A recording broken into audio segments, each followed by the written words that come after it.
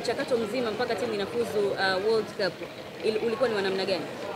Kwa sisi tulijiwekea malengo na kocha wetu pia alijiwekea malengo kwamba tunaenda kushindana kwenye hayo mashindano.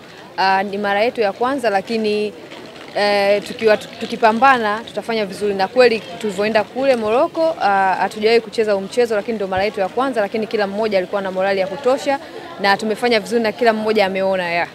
Zungumzia kwa uchache mchezo huu wa futsal kwa mtazamo wako, ni mara yako ya kwanza kucheza, wewe umeuonaje? Na kipi ambacho nawashauri mabinti wengine ambao wanacheza football 11 kuingia kwenye futsal? Kwa mimi naona, kwa sababu hata kama sisi ambao tunacheza football lakini tumeenda kwenye futsal tumeuweza, kwa hiyo hata wao pia watoto ambao wako majumbani wanauweza pia. Kwa hiyo mimi naomba watu wajitokeze kwa wingi kucheza mchezo huu wa futsal, kwa sababu mchezo wa futsal pia ni mzuri sana na ukiwa unaujua utaenjoy sana.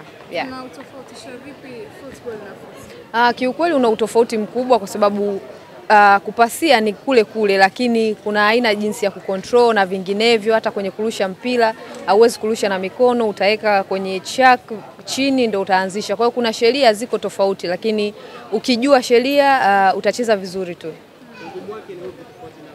Ugumu kiukweli, cha kwanza pia mazoezi yake na hata sheria zake pia, kwa sababu inatuia hata sisi wenyewe ni mara kwanza tulikuwa tunapata ugumu, kwa sababu tushazoea football, kwa hiyo tunataka kucheza kama football, lakini mchezo wenyewe hauko kama football, yani uko tofauti, yani baadhi ya vitu ndio vinafanana, lakini mchezo wenyewe uko tofauti kabisa na football na sheria zake. Hatua ya finali yenyewe mnacheza na Morocco, pengine unaweza kutupitisha namna ambavyo mlikuwa mnajisikia? Kwa sisi tulijiwekea malengo kiukweli, na kila mmoja kama mnavyojua sisi Tanzania waga hatukubali kushindwa.